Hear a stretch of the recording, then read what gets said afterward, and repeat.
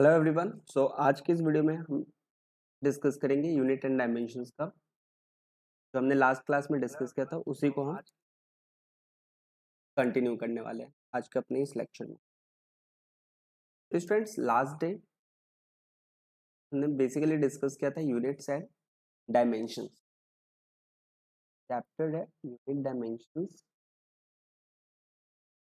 And measurement.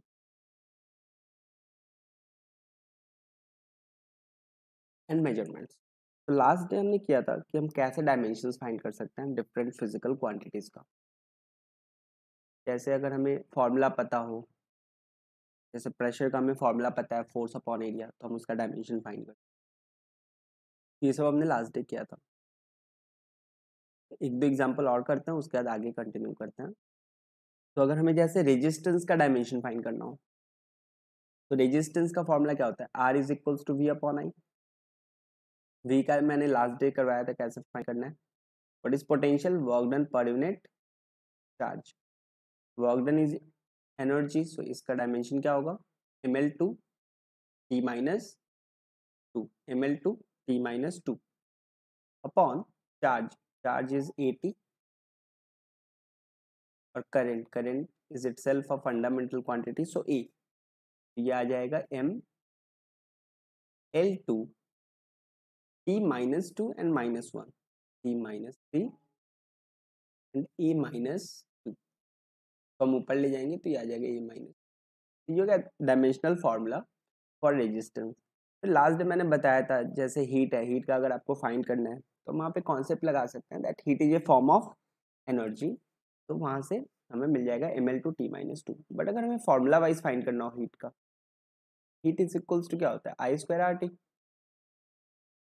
I square R T, तो आई ये हमें पता है, आर हमने आज फाइंड कर लिया। Time itself a fundamental quantity, तो आई की जगह पे हम लिखेंगे A square. What is R? M L two T minus three is one and time is T. इसको अगर हम सॉल्व करें तो क्या आएगा स्टूडेंट? एम एल टू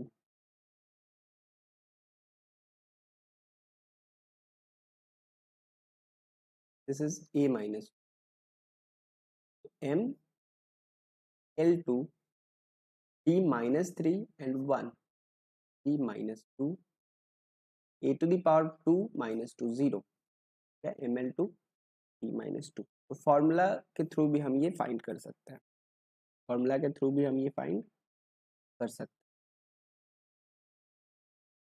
उसी तरह से मैंने बताया था, अगर हमें फॉर्मूला पता है, एक फिजिकल क्वांटिटी के बहुत सारे फॉर्मूलाज हो सकते हैं, तो हमें वो वाला फॉर्मूला डिसाइड करना होता है जिससे हम बहुत इजीली फाइंड कर सकते हैं, जिससे हमें कंपटीशन में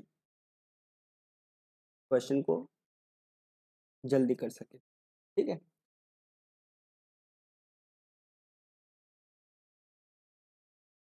फिर मैंने दूसरा टाइप बताया था जिसमें अगर एक इक्वेशन दिया हुआ है, then you can find the dimensional formula. उसमें मैंने एग्जांपल करवाया था, जैसे अगर दिया है ग्रेविटेशनल फोर्स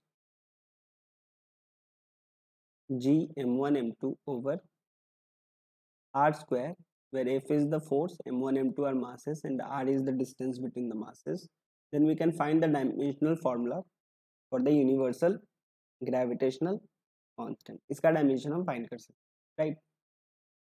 तो अब आज की इस क्लास में हम इसके आगे कंटिन्यू करें। ओके, तो नेक्स्ट है स्टूडेंट, अगर इस तरह से दिया हुआ है, जैसे इक्वेशन वाली ही क्वेश्चन होता है बट वहां पे हमें थोड़ा दूसरा कॉन्सेप्ट यूज करना पड़ता है। तो आज का टॉपिक है student principal of homogeneity. Principal of homogeneity. Principal of homogeneity क्या होता है ये आपको पहले से ही पता होगा, उसी को हम प्रॉपर वे में पढ़ने वाले हैं। प्रिंसिपल ऑफ होमोजेनिटी क्या होता है? जैसे अगर मैं आपसे पूछूं 2 kg प्लस 3 मीटर कितना होगा,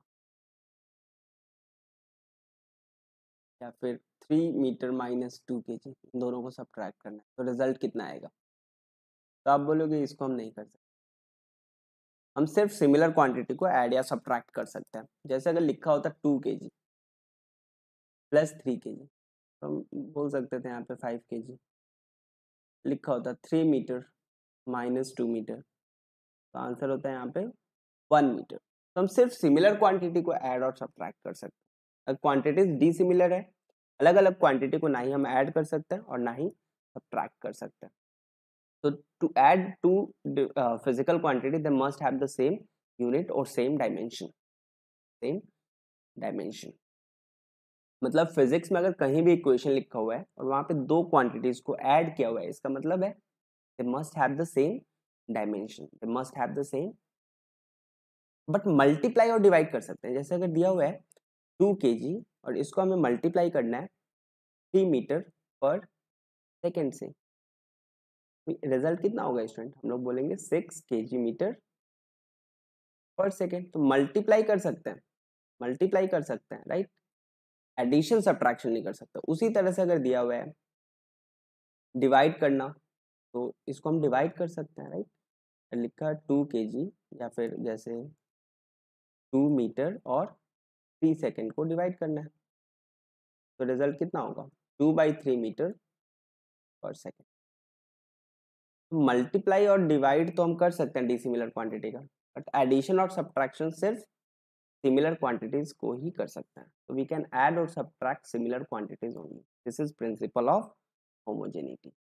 वी कैन ऐड और सब्ट्रैक्ट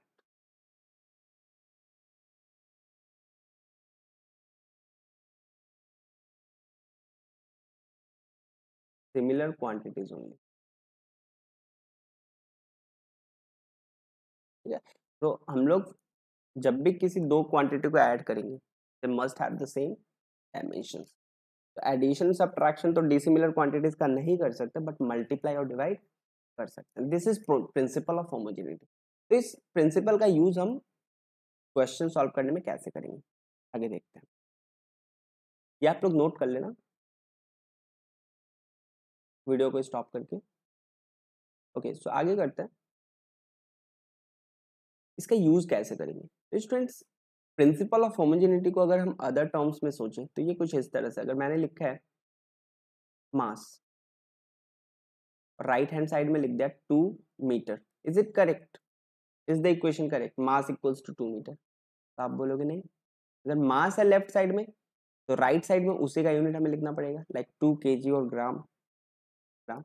अब ये करेक्ट है, मतलब हम बोल सकते हैं कि लेफ्ट हैंड साइड का डायमेंशन किसी फिजिकल इक्वेशन में लेफ्ट हैंड साइड का dimension must be equal to right hand side का डायमेंशन। अगर ये डायमेंशन इक्वल नहीं है तो वो एक्सेप्टेबल नहीं है, हम नहीं लिख सकते मास इक्वल्स टू 2 मीटर। ओके, अगर हमने लेफ्ट साइड में मास लिखा है तो राइट साइड में हमें उसी का यूनिट लिखना है, इस 2 kg। अगर हमने 2 मीटर लिखा है तो हमें यहाँ पे लेंथ लिखना होगा। हम बोल सकते हैं एक इक्वेशन कब करेक्ट होगा? जब LHS का डायमेंशन RHS के इक्वल होगा। तो equation is said to be correct, equation is said to be correct if dimension of left hand side is equal to dimension of right hand side. The equation is said to be correct if LHS is equals to RHS. तो questions देख लेते हैं, question में हमें ये कैसे apply करना है, क्योंकि वही सबसे क्रूशियल पार्ट है स्टूडेंट। ये हमें पता होते हुए भी क्वेश्चन करते वक्त हम इसको सही से अप्लाई नहीं कर पाते, तो वो हमें सीखना है आज की क्लास में। तो स्टूडेंट्स, यहाँ पे मैं 3 तरह के क्वेश्चंस आपको देने वाला हूँ, एक इजी लेवल का, एक मॉडरेट लेवल का और एक टफ लेवल का। उससे आपका ये पूरा कॉन्सेप्ट जो है वो क्लियर हो जाएगा। तो प्रिंसिपल ऑफ होमोजेनिटी के बेसिस पे जो क्वेश्चंस आते हैं, तो फर्स्ट टाइप हम लोग करते हैं, तीनों सेम टाइप है। पहला एग्जाम्पल ये, तो इजी पहला क्वेश्चन जो है,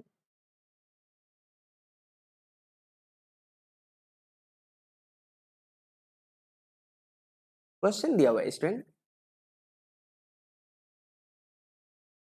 F is equals to AT plus BT square, meaning दिया हुआ है where F is the force, T is the time and A and B are physical constants and you have to find the dimension of A and dimension of B.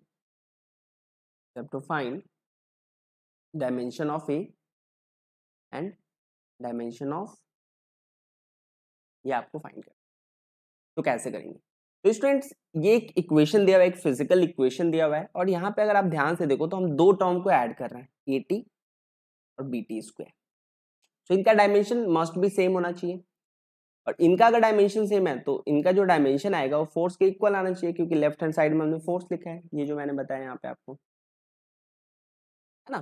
तो जैसे अगर हम metre को metre से add करेंगे तो result क्या आएगा? मीटर ही आएगा। वेलोसिटी को वेलोसिटी से ऐड करोगे तो रिजल्ट में जो आएगा क्वांटिटी वो भी वेलोसिटी ही होगा। तो वैसे ही इन दोनों क्वांटिटी का डायमेंशन सिमिलर होगा, सिमिलर होगा। अब इसका जो डायमेंशन आएगा that must be equal to force, मतलब हम लिख सकते हैं फोर्स का dimension must be equals to 80 का dimension, as well as force का dimension must be equal to B T square का डायमेंशन। तो इन दोनों का डायमेंशन फोर्स के इक्वल होगा। यहाँ से इक्वेट करके हम ए और बी फाइंड कर सकते हैं। तो क्या आएगा स्टूडेंट ए और बी?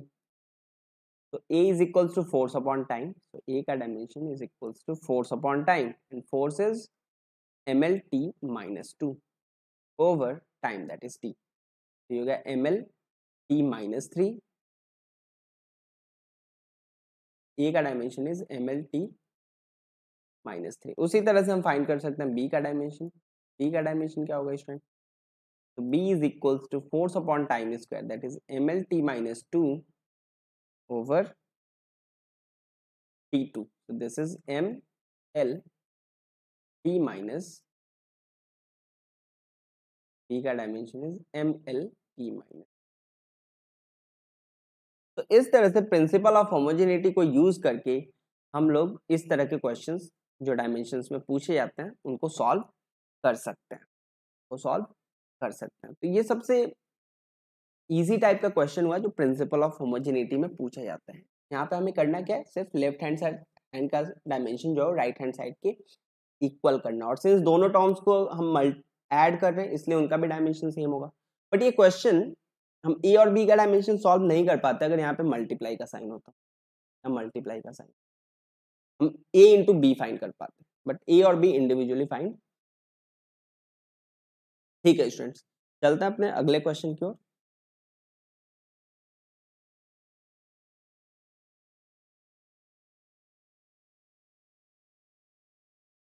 नेक्स्ट क्वेश्चन में दिया हुआ है स्टूडेंट, नेक्स्ट क्वेश्चन में दिया हुआ है that f is equals to a plus x square upon bx, कुछ ऐसा इक्वेशन दिया हुआ है, and where f is the force, meaning सारे दिए होंगे क्वेश्चंस में, x is the distance, and a and b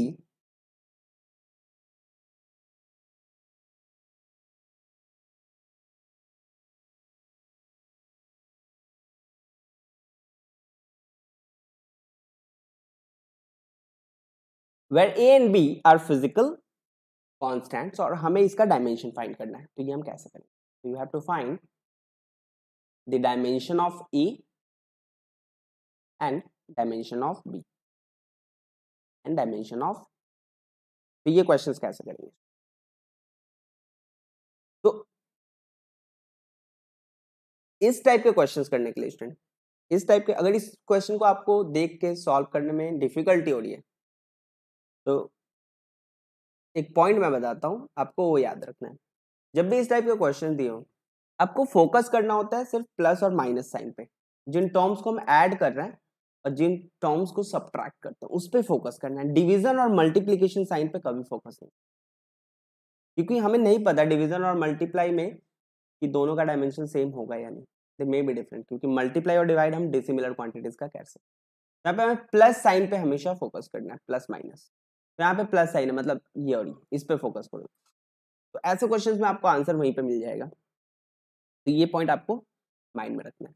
तो since we are adding a and x square, a and x square, then according to principle of homogeneity they must have the same dimension, क्योंकि हम dissimilar quantities को add नहीं कर सकते। तो यहाँ से हम क्या लिख सकते हैं, the dimension of a must be equal to dimension of x square, this is L2।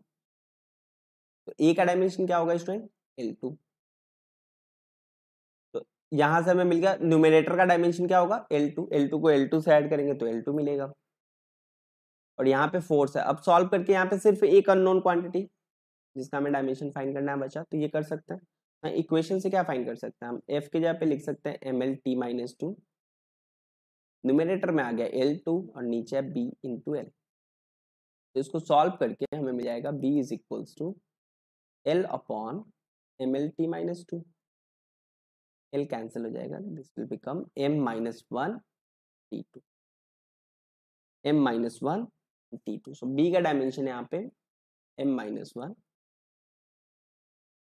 तो आपको जो क्वेश्चन में अटैक करना है वो पॉजिटिव और नेगेटिव साइन वाले टर्म्स पे करना है, वहां से आपको आंसर मिल जाएगा। क्वेश्चन उसी तरह से सेट किया होता है। तो अब इस तरह से बहुत सारे क्वेश्चन बनाए जा सकते हैं, इस तरह से बहुत सारे क्वेश्चन बनाए जा सकते हैं। जैसे एक आपको ट्राई करना है, अगर दिया हुआ है pressure is equal to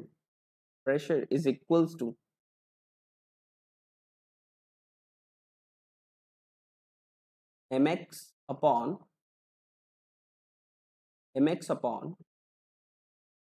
n plus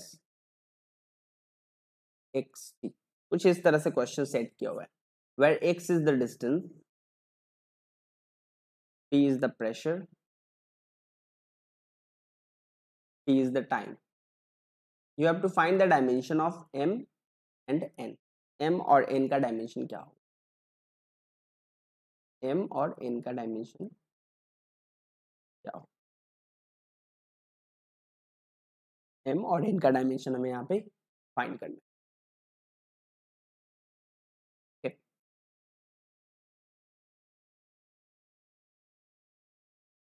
तो यहाँ पे हम फिर से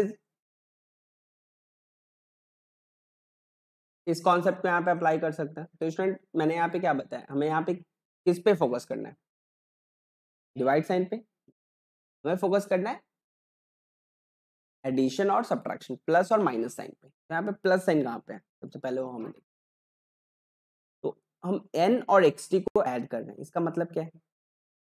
according to principle of homogeneity, अगर हम इन दोनों टर्म्स को ऐड कर रहे हैं, इसका मतलब है इन दोनों का डायमेंशन मस्ट बी सेम। तो n का डायमेंशन हम लोग लिख सकते हैं, n का dimension is equals to xt का डायमेंशन, x मतलब का डिस्टेंस दैट इज l, तो lt।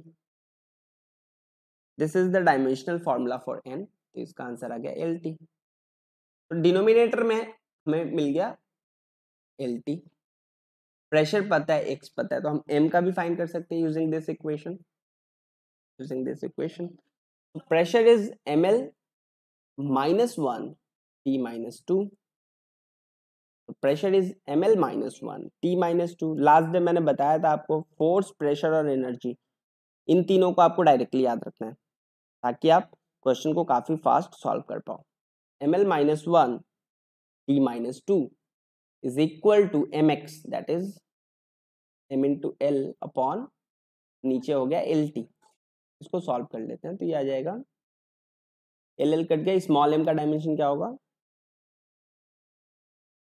यहाँ पे स्मॉल m मास नहीं स्टूडेंट, ये एक कांस्टेंट है। तो m is equals to m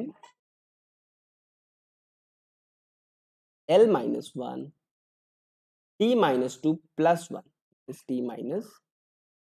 so m का डायमेंशनल फॉर्मूला हो गया ml -1 T-।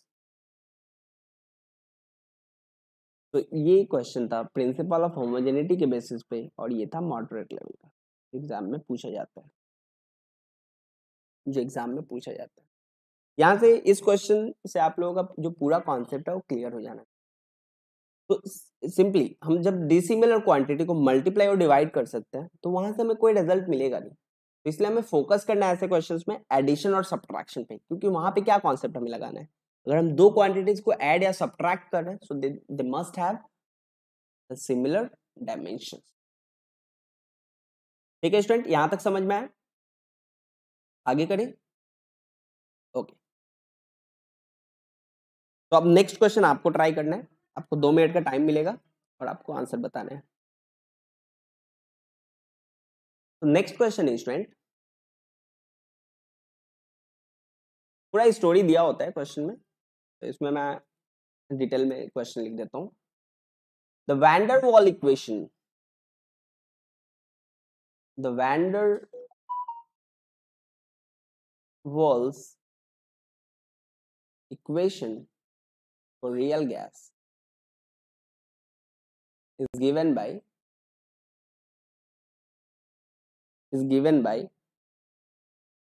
P plus A upon V square V minus B is equal to RT। सारे मीनिंग्स दिए हुए हैं यहाँ पे। where P is the pressure, V is the volume, R is the universal gas constant,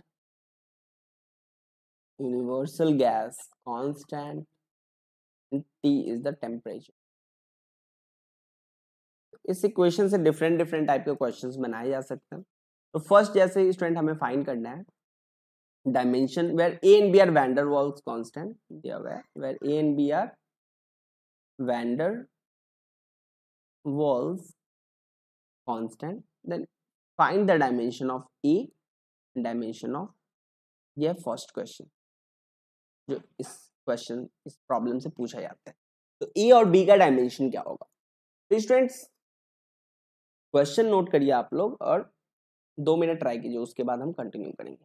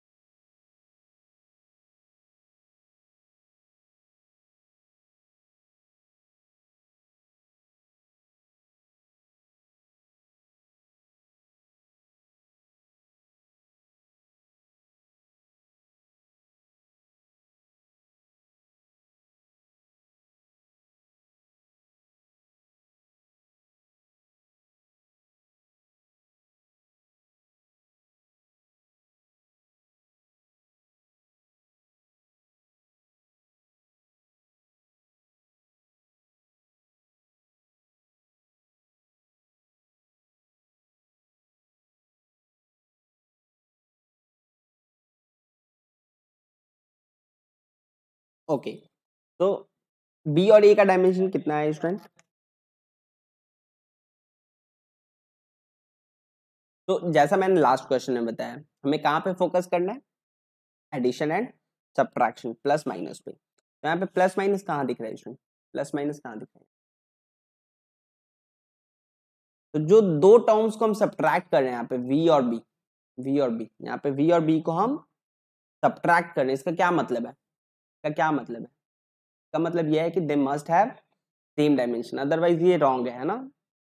तो since the equation is correct they must have the same dimension, तो हम लिख सकते हैं dimension of B must be equals to dimension of V, where V is the volume.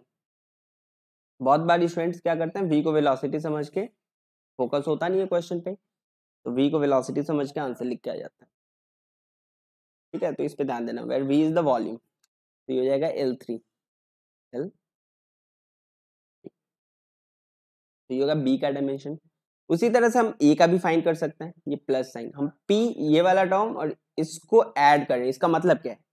They must have the same dimension, तो हम लिख सकते हैं dimension of P must be equals to dimension of A upon V square, that implies pressure का हमें direct याद रखना है, सो ml - 1 t - 2, ए का डायमेंशन फाइंड करना है ओवर वी स्क्वायर, वॉल्यूम का स्क्वायर, तो वॉल्यूम का होता है L3, उसका स्क्वायर करेंगे तो कितना आएगा स्टूडेंट?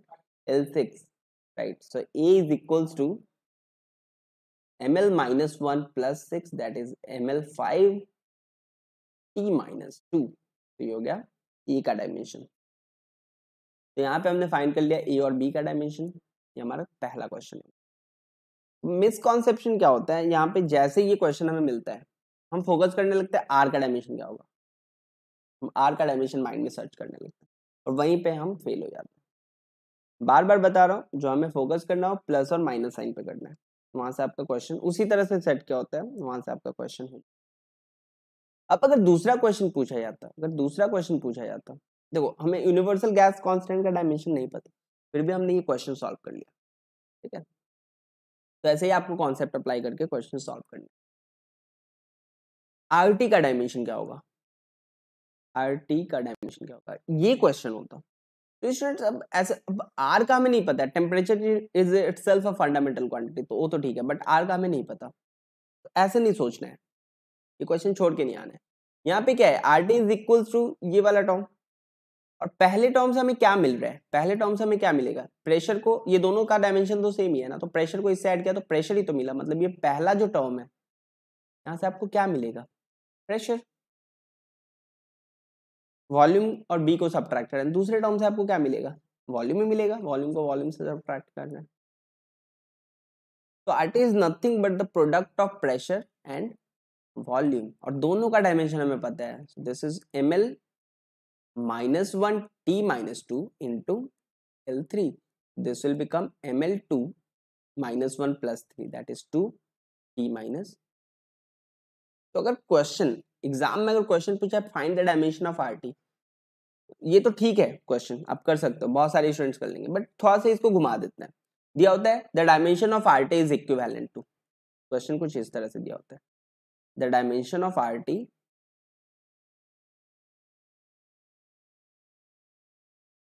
इज इक्विवेलेंट टू, चार ऑप्शंस दिए होंगे, जैसे लिख देता हूं मैं ऑप्शंस, जैसे लिखा हुआ है pressure, energy, force, surface tension, ऐसा कुछ एक टर्म दे दो। तो आंसर क्या होगा स्टूडेंट, तो R T M L two T -2, ये किसका डायमेंशन है, तो एनर्जी का। तो जैसा मैंने आपको पहले भी बताया, एनर्जी, प्रेशर, फोर्स, इन सभी का अगर आप याद रखते हो तो क्वेश्चन बहुत आसानी से कर पाओगे, स्पीड और एक्यूरेसी दोनों मेंटेन होगा, ठीक है। तो ये क्वेश्चन भी हो गया आर टी का डायमेंशन। अब अगर आपसे पूछा जाता आर का डायमेंशन क्या होगा, तो भी आप यहाँ से फाइंड कर सकते हो, है ना, क्योंकि temperature is itself a fundamental quantity, so R का डायमेंशन क्या होगा, हम टेम्परेचर से डिवाइड कर सकते हैं इसको। तो थर्ड, अगर हमें आर का डायमेंशन फाइंड करना है इस फॉर्मूले से, तो यहाँ पे क्या आएगा, this is M L two T -2 over temperature, that is M L two T -2 K -1, temperature के लिए हम के यूज करते हैं, केल्विन। अब यहाँ पे अगर क्वेश्चन दिया हुआ है ए अपॉन बी फाइंड करो, ए अपॉन बी का डायमेंशन क्या होगा, तो ये सारे फर्स्ट क्वेश्चन से ही रिलेटेड होते हैं। ए और बी का आपने इंडिविजुअली फाइंड कर लिया है, ए और बी, बस डिवाइड कर देना है, आपको ए बाई बी का मिल जाएगा। उसी तरह से अगर आपको फाइंड करना है ए इंटू बी का डायमेंशन, तो आपको ए और बी का जैसा हमने इंडिविजुअली फाइंड किया है वो तो करना ही है, बस मल्टीप्लाई कर देना है। तो इनको अगर मल्टीप्लाई करेंगे तो क्या आएगा, M L to the power A T to the power -2। तो इस तरह से क्वेश्चन पूछे जाते हैं, तो ये एक टफ लेवल का क्वेश्चन हो गया।